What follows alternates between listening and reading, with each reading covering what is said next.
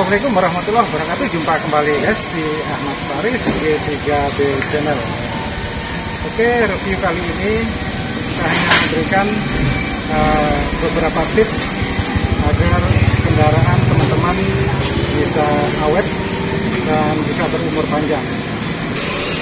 Ini sangat simpel, tapi sering sekali diabaikan, terutama yang menggunakan kendaraan harian. Oke, apa saja tipsnya? Ada beberapa tips yang perlu teman-teman tahu, mungkin ada yang mengabaikan juga. Yuk kita simak beberapa tips yang perlu diperhatikan.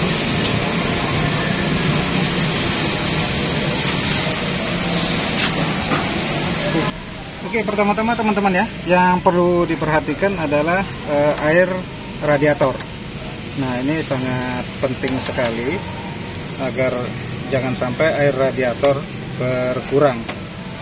Nah, ini kita copot, kita buka. Ini dibuka dalam kondisi dingin ya, jangan sampai panas. Nah, kondisi masih full. Kalau sudah susut atau dalam ini berarti kurang ya, berarti air radiator teman-teman mulai kurang. Ini perlu ditambah. Gunakan coolant untuk mengisi air radiator atau menambah. Jadi teman-teman bisa menggunakan coolant ya untuk air radiator. Itu guys ya. Jadi jangan gunakan air biasa atau air keran karena akan menimbulkan korosi. Jadi teman-teman ya. Jadi gunakan coolant, air yang khusus untuk radiator.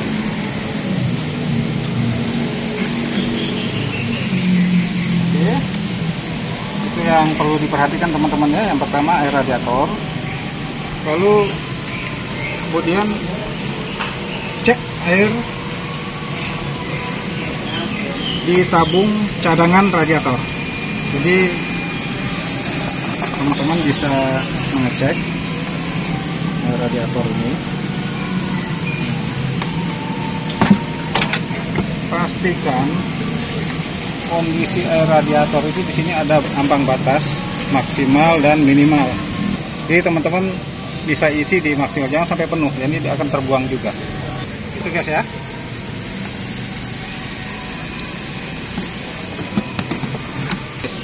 Oke guys, selanjutnya kita cek di bagian aki. Nah, pastikan kondisi aki, terlihat contohnya seperti ini ya. Jadi aki yang bagus, ini aki pastikan berwarna biru. Kalau sudah berwarna merah, itu menandakan aki sudah mulai agak lemah.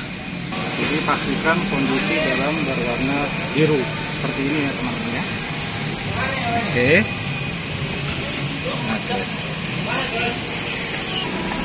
Oke, selanjutnya kita perhatikan bagian wiper ya, air wiper ya. Ini air wiper, pastikan dalam kondisi penuh. Jadi jangan sampai kosong. Jadi kalau ada hujan, ini akan kesulitan juga kita untuk melihat jalan karena air wiper kosong. Ini pastikan kondisinya di sini ada indikatornya, batas ambang batasnya di sini. Itu guys ya. Gunakan air sabun yang khusus untuk wiper. Oke, yang berikutnya, tips yang berikutnya yang perlu diperhatikan adalah oli power steering. Pastikan oli power steering. Nah, bisa lihat. Nah, oli power steering itu kelihatan ya, masih ada. Nah, di sini ada tanda ambang batas. Jadi jangan sampai kosong atau sampai di bawah garis minimal. Itu harus segera ditambah. Itu guys ya yang perlu diperhatikan, oli power steering. Oke, yang berikutnya adalah minyak rem. Ini minyak rem jangan sampai kosong atau berkurang. Sini ada ambang batas maksimal, jadi teman-teman bisa isi. jika kondisi tabung mulai berkurang. Itu guys ya. Jadi ini yang sangat penting sekali, minyak rem. Jadi banyak sekali kadang-kadang yang mengabaikan, jadi tidak tahu kalau minyak rem itu berkurang atau kosong. Oke guys, selanjutnya kita cek ini oli mesin ya. Nah, dari mesin, teman-teman bisa cek di sini ada garisnya ya. Nah, ini batasnya nih. Jadi teman-teman pastikan jangan di bawah garis yang atas ini. Jadi ada garis 1, garis 2. Coba kita bersihkan.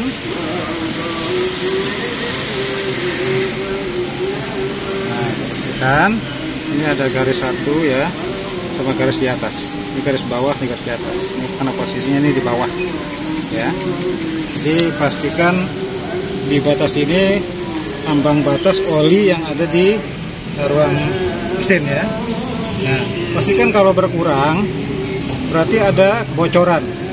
Jadi yang teman-teman harus perhatikan ya, di titik yang paling atas ini pastikan oli sudah sampai di batas atas. Jadi kalau kurang dari sini itu berarti ada kebocoran atau rembesan ya teman-teman ya. Dan pastikan oli ini masih berwarna ya. Ini warnanya agak kuningan. Ini masih pekat, masih lengket teman-teman ya olinya. Jadi itu menandakan oli masih bagus. Oke, selanjutnya di posisi kita oli mesin ya. Oli transmisi. Nah, ini oli matic. Nah, pastikan ada di garis atas sini ya. Ini garis bawah, ini garis atas. Pastikan oli itu ada di garis ini warna merah. Oke. Untuk oli mesin, pastikan gunakan kalau yang merek Honda, gunakan yang original mesin, oli mesin yang Honda. Mungkin kalau yang merek lain, teman-teman yang biasa gunakan yang biasa bisa. Untuk yang matic, gunakan yang Honda ATF Z1 atau Z1 ya, ATF Z1. Itu guys ya. Gunakan yang memang mereknya sama dengan kendaraannya. Untuk oli mesin, bisa kita lakukan penggantian setiap 5.000 km. Untuk yang transmisi kita ganti setiap 10.000 km. Jadi teman-teman rutin agar performa kendaraan Anda tuh bisa tetap terjaga dan awet. Itu guys ya. Oke, yang perlu diperhatikan juga teman-teman ya, indikator temperatur itu kondisi hampir separuh. Jadi hampir separuh ini. Jadi kalau di atas ambang batas separuh atau 3/4 di indikator temperatur ini, jadi itu menandakan ada yang bermasalah di bagian mesin. Nah, ini yang perlu diperhatikan. Kadang-kadang kalau tidak diperhatikan nanti menimbulkan overheat ya teman-teman ya. Jadi itu yang sangat penting sekali untuk diperhatikan, apalagi menggunakan kendaraan harian. Jadi agar kendaraan kita bisa menjadi awet ya.